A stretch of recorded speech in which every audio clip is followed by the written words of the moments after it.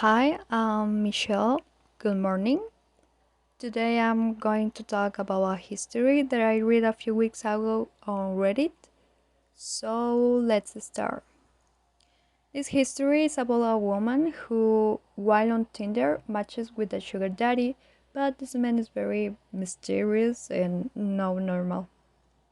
She said, in the man's profile, he said that he was looking for a sugar baby and he will pay $700. Then she contacted him, so they began to talk. He told her that he will pay her $700 for each favor she did for him, and they were simple tasks. So the first favor was to pick it up at delivery to a specific address. The package was a box with something inside, and she had to leave it at another address to the Jack's house. Jack is the sugar daddy. And from there she did more equally strange favors. But the last favor she did for him was the strangest because he asked her to stay at his house for one night.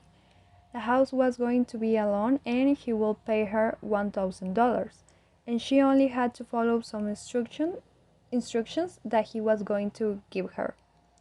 She accepted and that night at Jack's house he read the instructions. Close the door when you enter. Only answer calls from Marvin. Don't open any water faucet between 9 and 11 p.m. Don't open the door for anyone, no matter who they claim to be, after 10 p.m. If the closet door at the end of the hall is open, sleep in the library. If it's closed, sleep in any of the bedrooms. The gardener arrives at midnight. If he starts knocking on the windows, hide. Turns on the TV and let it play static overnight. Don't forget to do this. Help yourself to whatever you have in the fridge. I'll pay you in the morning. Good night.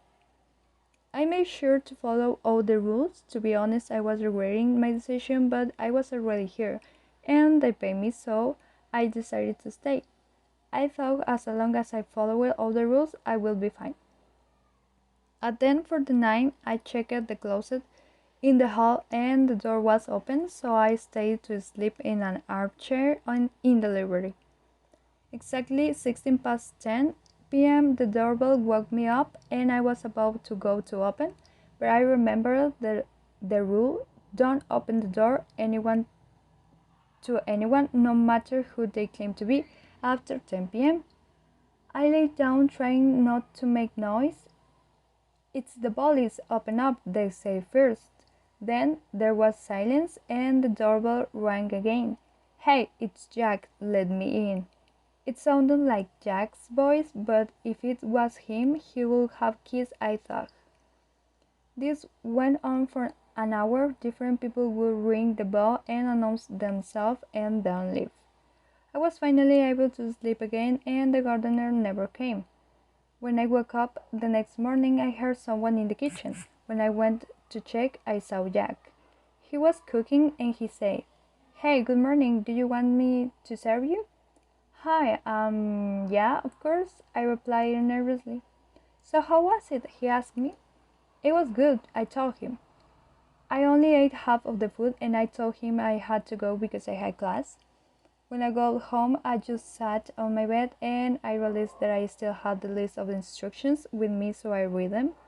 I felt my body tense up when I realized that I had forgotten an instruction, which was turn the television on static for the night. Don't forget to do this. Next to me, my phone vibrated. It was the payment of $1,000. Maybe it was not an important step.